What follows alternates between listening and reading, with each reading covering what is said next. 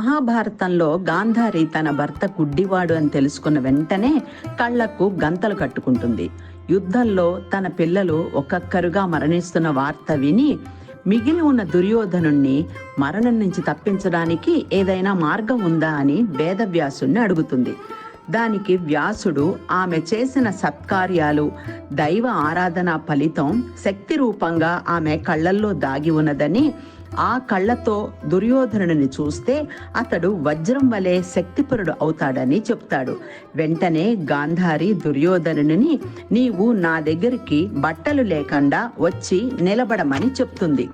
అలాగే బయలుదేరిన దుర్యోధనుణ్ణి చూసిన కృష్ణుడు తల్లి దగ్గరకు దిగంబరంగా వెళ్ళకూడదని తొడల వరకు కప్పుకోమని చెప్తాడు. సరేనంటాడు దుర్యోధనుడు.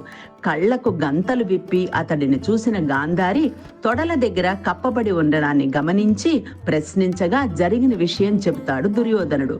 ఇదంతా కృష్ణుడి పన్నాగం అని గ్రహిస్తుంది గాంధారి.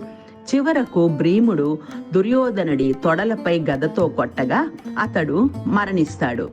యుద్ధం జరిగిన 15 సంవత్సరాల తరువాత వేదవ్యాసుడు మరణించిన వీరులందరి ఆత్మలను ప్రార్థించగా వారందరూ ప్రత్యక్షమవుతారు.